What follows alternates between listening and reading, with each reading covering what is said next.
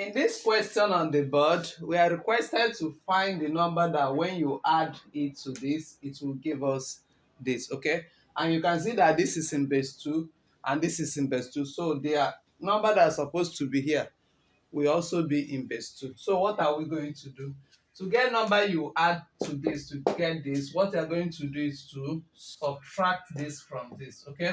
So what we are going to have is 1 0 0 0 0 0 base 2 1 2 3 4 5, then minus we have, let me start from the back so that I will not miss the place value.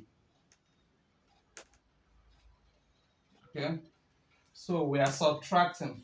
Okay, all right, so looking at this now, we cannot subtract 1 from 0, else we have a negative number. So what are we going to do? We're going to come here. This is the only place that we have number. All these ones are zeros. Okay, so we're going to start here to borrow. We borrow 1 here. That one we borrow because we are in base 2. That one is 2. Okay, so we have 2 here. Then inside this 2 now, we borrow another 1. That one we borrow this 2. So what is left here is 1. We have 2 here. Okay, then inside this 2 we borrow 1 again. I'm taking my time to explain it so that you understand. Inside this 2 again, we borrow 1 again. So that one we borrowed is what? 2 again. And this is 1 because we've removed 1 from it. Then inside here again, we borrow what? 1. That one we borrowed is 2. Then this 2, what is remaining here is 1. Okay. Then inside this 2 again, we borrow another 1.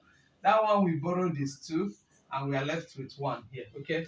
So 2 minus 1 will give us what? Will give us 1. 1 minus 1, 0. 1 minus 1, 0. 1 minus what? 0 will give us 1. Then what we have is 1 minus 1 is 0. So we have 0, 0. No need of putting them, okay?